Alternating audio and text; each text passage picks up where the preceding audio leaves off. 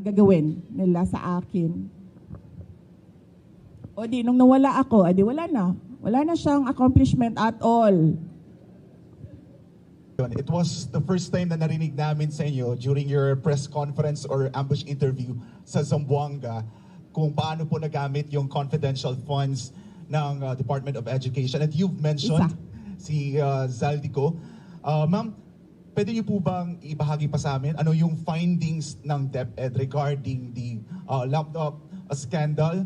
And then, ano po ang ginawa ninyo sa findings na ito? Ipinaalam niyo ba President Marcos? May ginawa po bang parang case build up para kung makasuhan man kung may ikakaso? Yes, gumawa kami ng investigation sa loob ng Department of Education. Isa sa mga pinagamitan ng confidential funds ay yung corruption sa loob ng Department of Education. Hindi lang sa laptop madaming reports of corruption inside the Department of Education. Hindi lang sa central office, kasama na yung sa mga regional offices namin. So kapag merong reports, pinapaimbestigahan yon. So isa sa mga inimbestigahan is yung laptop.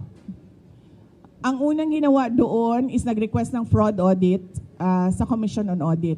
Tapos kami sa loob ng Department of Education, gumawa din kami ng sarili naming investigation para kung ano man yung ma-actionan namin sa loob ng DepEd, ma-actionan na kaagad namin.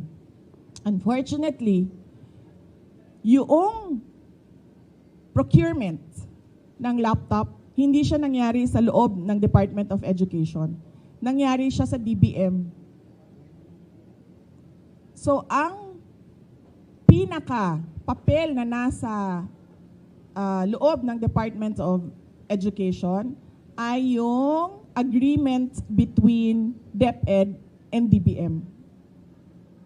So, hindi pumasok lahat ng procurement documents sa DepEd. So, ang pinaka na magawa lang namin doon sa loob ng Department of Education is mag-blacklist. And at that time, hindi pa namin ma-blacklist kasi hindi nga sa amin nangyari yung procurement. So, natali yung kamay namin doon. Kaya inasahan namin na doon sa fraud audit ng Commission on Audit, may lalabas doon na mga personnel involved. At doon sa Blue Ribbon Committee na investigation, kung maalala nyo, may nangyaring Blue Ribbon Committee investigation sa Senate, sa laptop, ginamit namin yon sa loob ng Department of Education para isa-isahin kung sino yung mga personnel involved na under sa mga tao involved doon sa Senate Blue Ribbon investigation. Diyos ko, akala mo ba yung presidente natin nagtatrabaho? Hindi nagtatanong yan at all. Hindi, I swear to the flag, si BBM, hindi yan siya. Nagtatanong ng trabaho at all. Kaya napansin nyo ba, walang direksyon yung governance at walang direksyon yung iba't ibang departamento. Bakit? Kasi he doesn't give he doesn't command.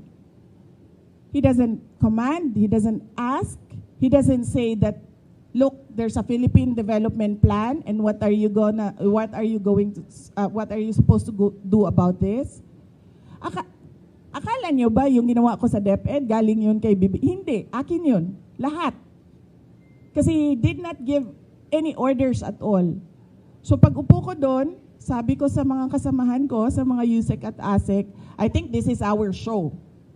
Kasi walang participation at all ang Pangulo. So gagawin na lang natin kung ano yung dapat na gawin para sa edukasyon dito sa ating bayan. So we created the Matatag Agenda. we followed through with the matatag curriculum at unfortunately hindi kami natapos kasi yun nga, nag-decide ako na I don't deserve the attacks that were thrown at me by the administration. Kasi ako na nga lang siguro yung kaisa-isa dong nagde-deliver para sa cabinet ni BBM. Tapos ganun pa yung gagawin nila sa akin.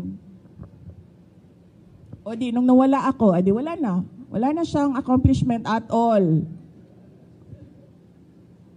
A professional crisis, yung naging vice president ako, sir. Tapos, I was serving in the cabinet of BBM. At nagtataka ako, bakit ako inaatake? Wala naman akong ginagawa. Nagtatrabaho lang ako. And yun yung commitment ko din noong nangangampanya ako, commitment ko sa bayan na I will serve the country faithfully. Pero kahit nakaupo ako as a cabinet secretary sa Department of Education, tapos sa Office of the Vice President, ang ginagawa nila, nagro-roll out lang ng project, inaatake ako ng administrasyon. Yun yung professional crisis na daanan ko na nagtaka ako. Took me a while. It took me a while to realize my worth and value as a government official na hindi dapat ganito ang ginagawa sa akin kasi wala naman akong ginagawang masama sa administrasyon man, kay BBM man, o kahit kanino man. Kaya medyo tumagal din ng ilang buwan bago ako nag-decide na hindi tama yung ginagawa sa akin, hindi tama yung ginagawa sa opisina na kung saan ako nakaupo, at I will not endure yung ganon, at hindi din ako parang hihingi ng some sort of peace na parang wag ninyong gawin sa akin ito.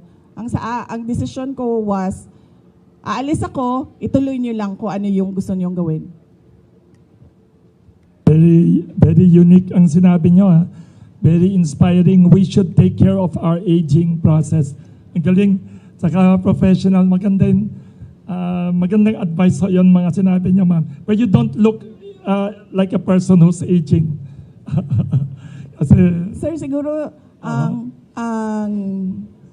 vitamins ko, yes. ang maintenance ko isa lang. Yes, ang vitamins ko 1,000. Wow.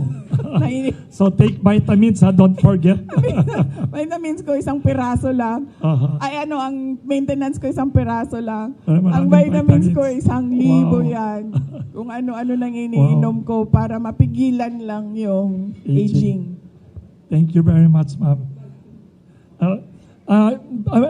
May tanong. Ayan, si Mr. One of the earliest. Yes. Pakibigay naman kay Mr. Ian ng GMA 7, one of the earliest to come here.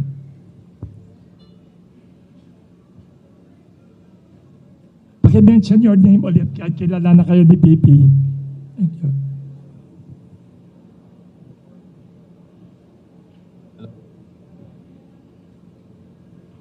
Microphone, Teresa.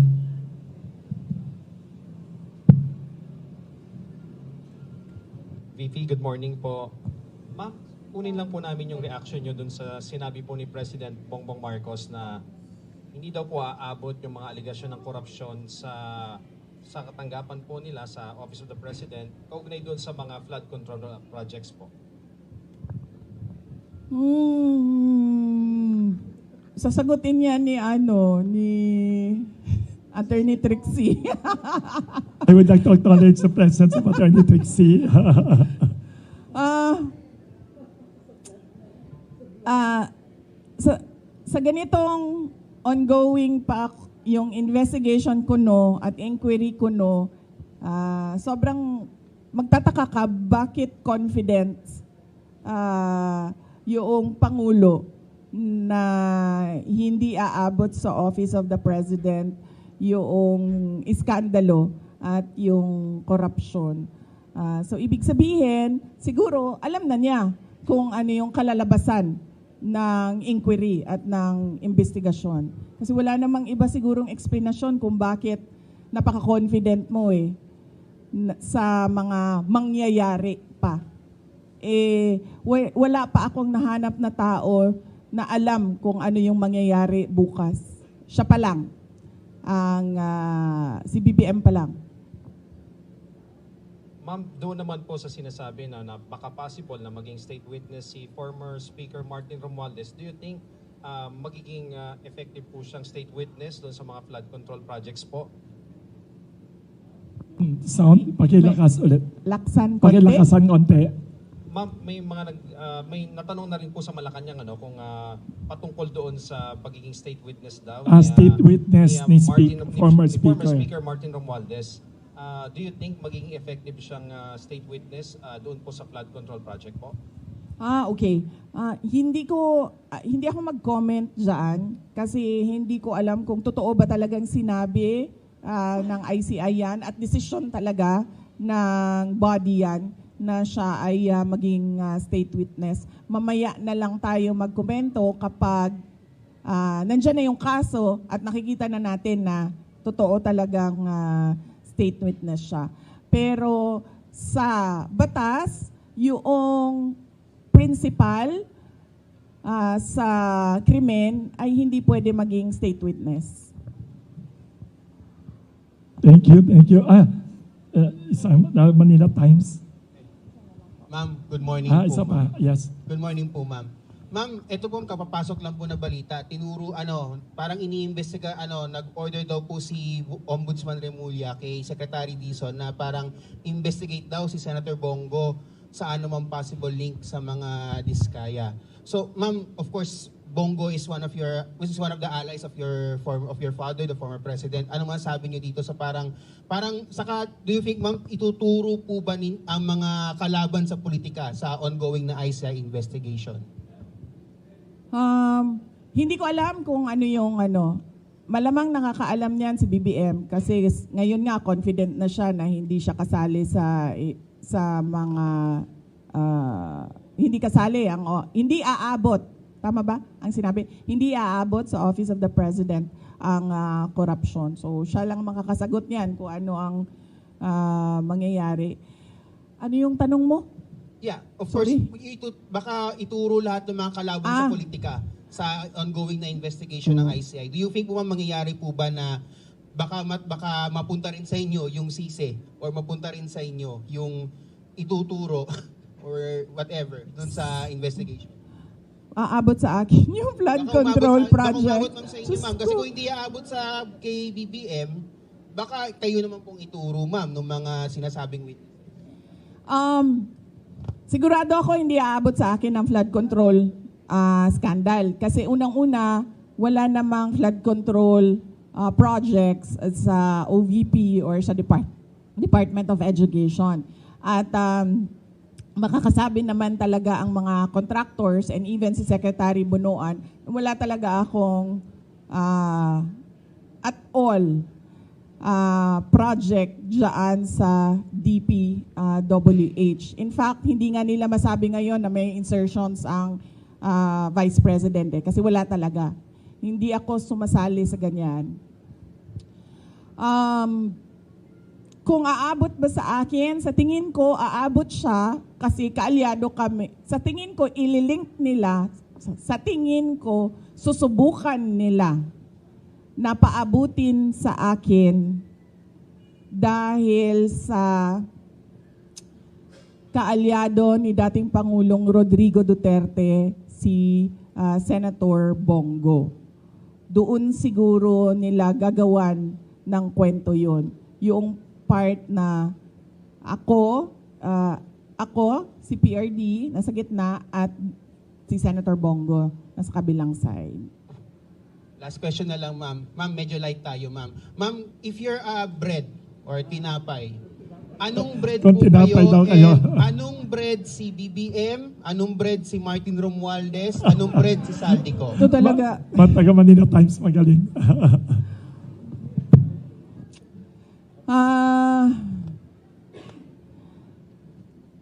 definitely hindi bread si Martin Romualdez at si BBM. Sino yung isa? Apat yung Zaldico. Definitely hindi sila tinapay dahil hindi makain yung ugali nila at hindi makain yung korupsyon nila. Kung ako ay tinapay, ang hirap nito ha.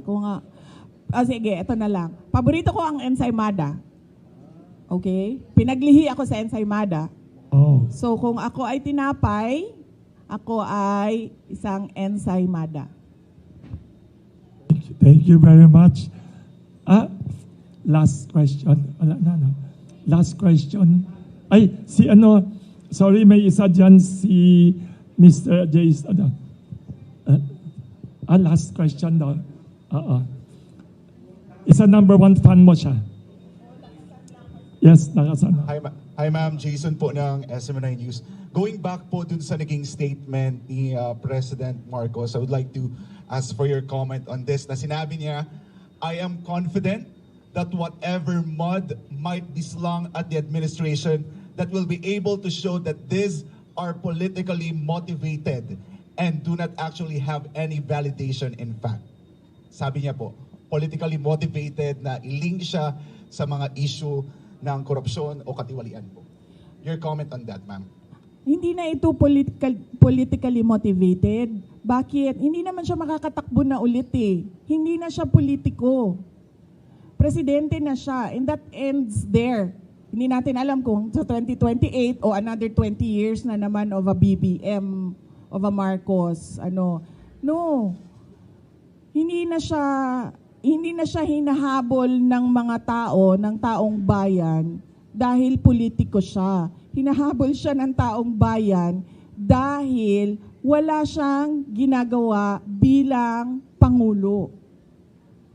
Hinahanap sa kanya yung trabaho niya bilang Pangulo. Follow-up question sa sinabi rin ni President Marcos. He said na politika lang nga ito and sabi niya, gusto nila akong Yan ang sinasabi ko. 'Di ba?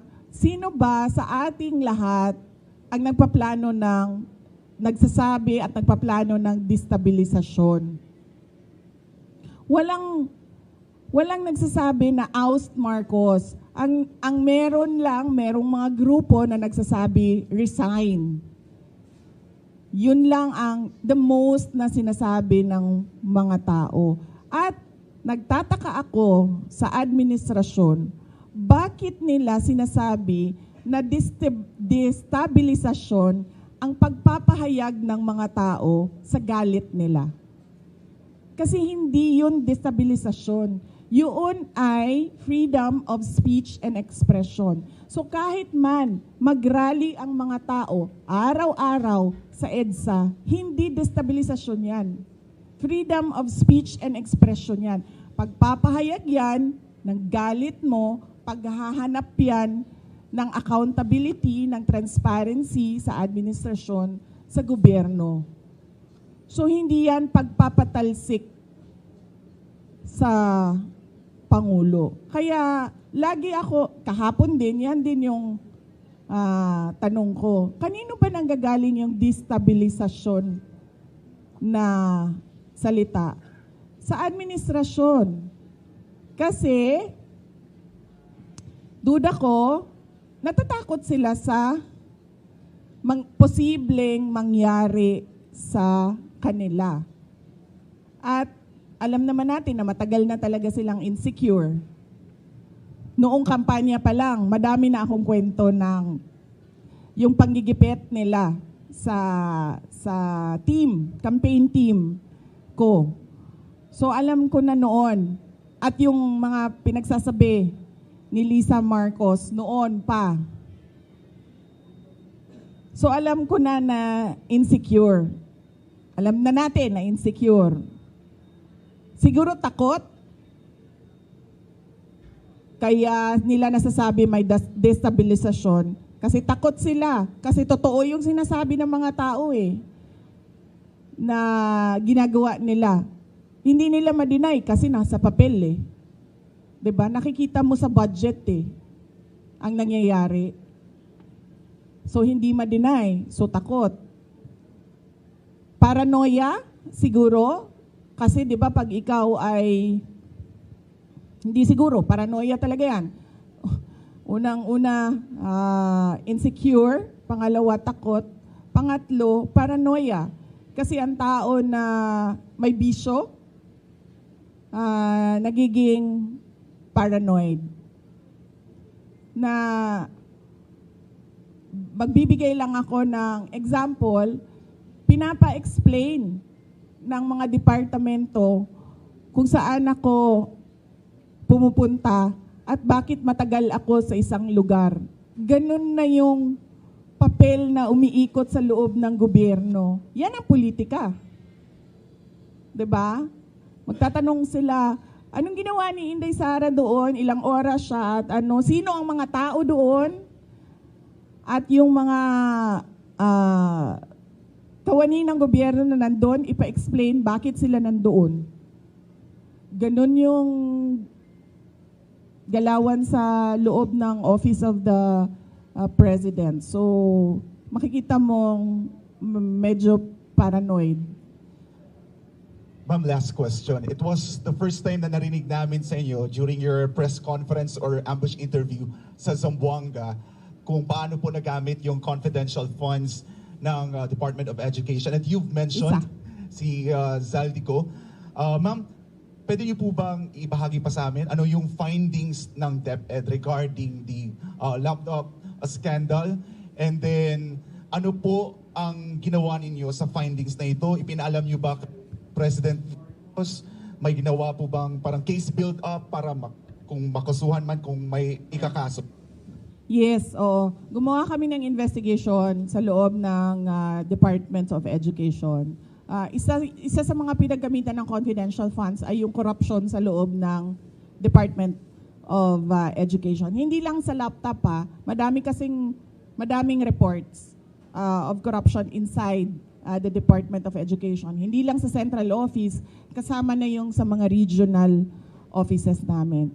So kapag merong reports, pinapaimbestigahan yon. So isa sa mga inimbestigahan is yung laptop.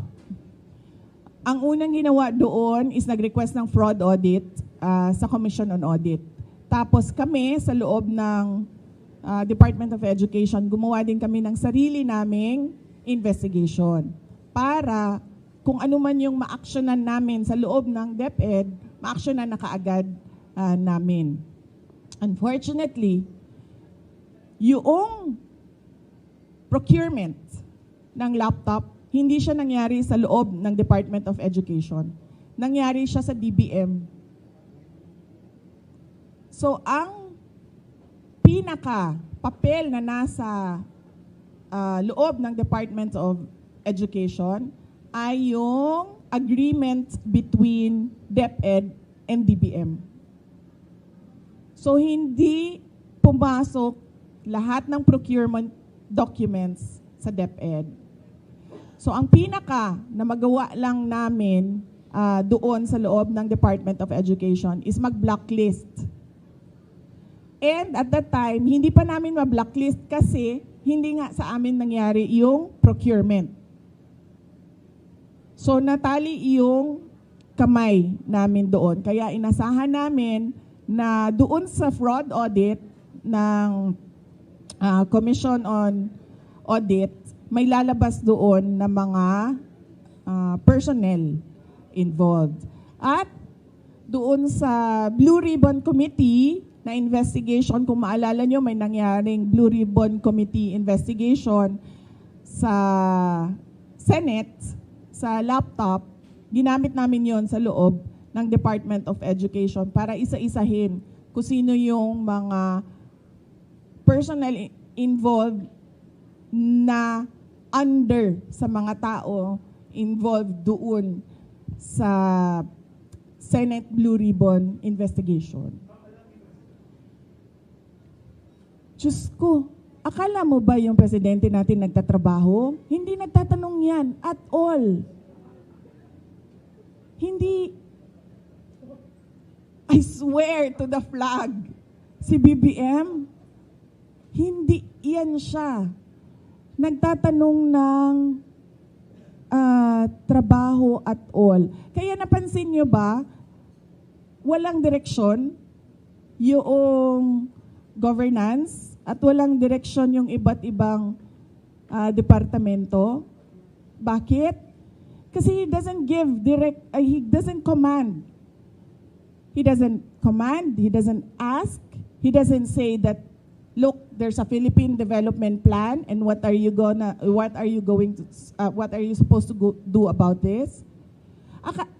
Akala nyo ba yung ginawa ko sa DepEd, galing yun kay Bibi? Hindi, akin yun. Lahat. Kasi he did not give any orders at all. So pag upo ko doon, sabi ko sa mga kasamahan ko, sa mga USEC at ASEC, I think this is our show.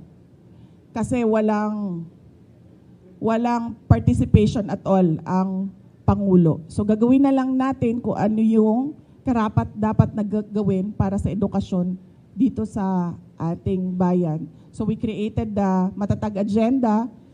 We followed through with the Matatag Curriculum. At unfortunately, hindi kami natapos kasi, yun nga, nag-decide ako na I don't deserve the attacks that were thrown at me by the administration.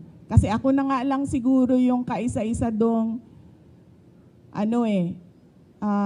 nagde-deliver para sa cabinet ni BBM. Tapos gadun pa yung gagawin nila sa akin. O di, nung nawala ako, edi wala na. Wala na siyang accomplishment at all.